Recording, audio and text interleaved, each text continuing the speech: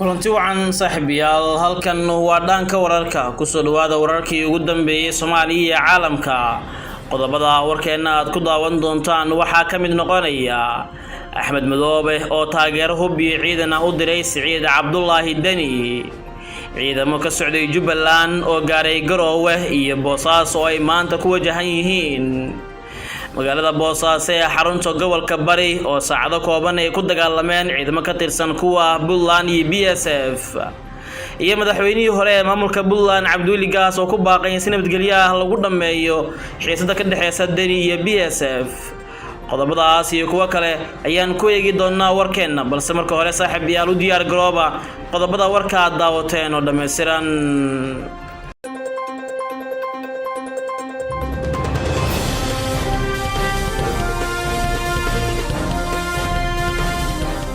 aynu ku bilaabnay Madoobe ayaa hubi gaadiid dagaal u diray Siciid Dani si ay howlo dagaalamaan ciidanka BSF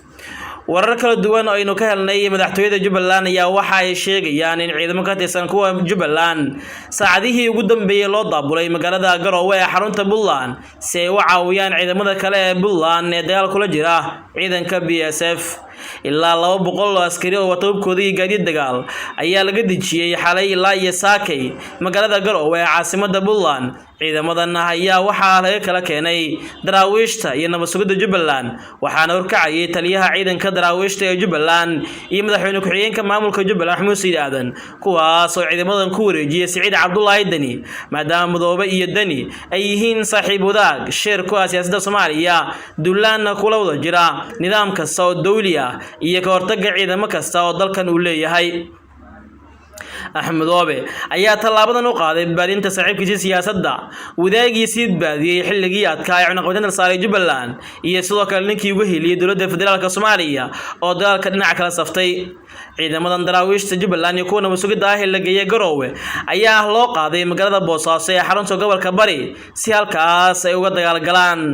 xubno ka tirsan ciidamada BSF ayaa inoo xaqiijiyay in ciidamo laga kala keenay Galmudug iyo sidoo kale Puntland la isugu keenay magaalada Boosaaso kuwaas oo la doonayo in lagu dhibaateeyo magaalada sidoo kale wuxuu sheegay taliyaha BSF in ciidamo kale oo Axmed Madoobe soo diray Siciid Dani taasi oo uu sheegay in dagaal saddex jiha ay wajahayaan sida hadalka uu dhigay taliyahan lama xaqiijin karo wararkan sheegaya in ciidamo Galmudug ay ku beereen dagaalka Puntland ka soconaya hase yeeshee xaqiiqada xogta ayaa ah in ciidamo Jubbaland la geeyay magaalada Boosaaso kuwaas oo ka bar dagaalamaya ciidamada kale ee Puntland ee Siciid Dani uu hogaaminayo ama ka amar qaata maamulka Siciid Cabdullaahi Dani ayaa wada qorshihii tatakadii ugu dambeeyay ee lagu soo afjari lahaa ciidamada BSF ta oo awood isbiday kuwaas oo si cad u sheegay taliyaashooda in haba yaraatee wax xil aysan wareejin karin shalay ahayd markii 86 askari oo watobkoodii gaadiid dagaal ay u goosteen dhanka BSF taas oo dhawarjab weyn ku noqotay Siciid Cabdullaahi Dani iyo saaxiibadiisa Aranjan qorshahoodii oo fashilmay waana mid keentay in Siciid Dani qeyradaan u diray Axmed Madoobe isagoo dibag soo jawaabay ciidamada soo daabulay Siciid Dani kuwaas oo laga dejiyay Garowe lana sii gudbiyay magaalada Boosaaso ciidamadan laga keenay Jubbaland ma garanayaan deegaanka iyo sidoo kale meelaha dagaalku dhacay ee Boosaaso maadaama aysan u dhalan aqoon badan aysan u lahayn waana sababaha ugu weyn ee saacidi karta in BSF ay ka guuleystaan ciidamadan laga kala keenay deegaano kala duwan oo ka tirsan Soomaaliya balse ujeedka ugu weyn ayaa ah in awood lagu muquuniyo ciidamada BSF maadaama ay yihiin hadda kuwa ugu awoodda badan ee Puntland maanta ay ku faanayso siyaasadda ayaa meel xun gashay Danina ma eegayo muhiimadda ciidamadan ay u leeyihiin mandiqada iyo sidoo kale dagaalanka Al-Shabaab balse waxa uu eeganayaa kaliya danihiisa shakhsiyadeed iyo midda kooxdiisa qoylisada Aranjan oo qarbuday maamulka Puntland kana dhigay maamul gacan ku rimis ah ama hal nin jeebka ugu jira maamulkii oo dhan kala qaybsanaan weyn ayaa hadda ka taagan magaalada Boosaaso guud ahaan Puntland shacabkii oo dhan waa ay wada naceen Siciid Cabdullaahi Dani maadaama uu yahay ku tagrifale aan u dareerin shacabka iyo maatida isla markaana ka macaashaya dhiigga shacabka Soomaaliyeed sidoo kale waxaa socda ololihii ugu dambeeyay ee lagu qaarijin lahaa Siciid Dani ama xilka looga casili lahaa sida la xogaal ah dhanka wararka ay u xaqiijiyeen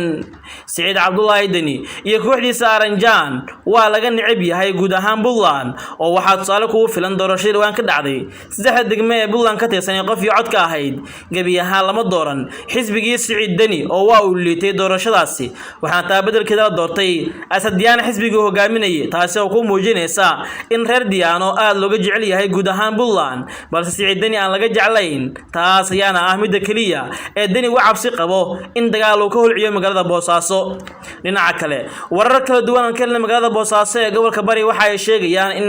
dhowr saac gudahood saakay dagaal uu ku dhexmaray magaaladaasi ciidamada daraawiisha iyo kuwa ka tirsan BSF labada ciidan ayaa isku qabtay halbowlaha magaaladaasi waxaa la sheegay inay kala shakiyeen ugu dambeynna ay xabad isku fureen balse markii dambe la kala qaaday ciidamadaas oo ay dib uga kala laabteen fariisimahooda dhufeysyo isku muuqda iyo goobo dagaal ay u ekaatay magaalada Boosaaso waxaana ka barakacay guud ahaan shacabkii deganaa magaaladaasi iyagoo maciin baday naftooda ay ula baxsadaan dhanka miyiga iyo sidoo kale magaalada Qardha ciidamada dagaal ku dhexmaray Boosaaso ayaa la sheegay in wax qasaaro uusan ka dhalan marka laga reebo dhaawacyo fudud oo soo gaaray labada dhinac sida xogtaan helnay ay tilmaamayso waa barbilowga dagaal Siciid Dani oo qorsheynaya inuu ku qaado magaalada Boosaaso kuna soo ciribtiro gabi ahaan BSF iyo sii joogitaankooda magaalada Boosaaso dhinaca kale madaxweynihii hore ee Puntland Cabdiweli Gaas ayaa ku baaqay in si nabadgelyo ah lagu dhameeyo xiisad ka dhex taagan Dani iyo sidoo kale BSF Cabdiweli Maxamed Cali Gaas ra'iisul wasaarihii hore ee dowladda ku meel gaarka ahayd ahna madaxweynihii hore ee Puntland ayaa ka hadlay xiisad ka taagan magaalada Boosaaso ee xarunta gobolka Bari ee ka dhalatay xilka qaadis agaasimihii ciidanka BSF madaxweynihii hore ee Puntland oo la hadlo warbaahinta ayaa sheegay kana digeen dagaal u dhexmarayo ciidamada dowlad goboleedkaas waxaana uu soo jeediyay in si xasilooni ah lagu dhameeyo khilaafka u dhaxeeya BSF iyo Dani si kala loo dhaho Aranjan iyo Diyaano Cabdi Maxamed Cali Gaas madaxweynihii hore ee dowlad goboleedka Puntland ayaa tilmaamay in mar ay soo martay isla qabsi la mid ah kan ka dhaxalsan hoggaanka BSF iyo madaxweyne Siciid Cabdullaahi Dani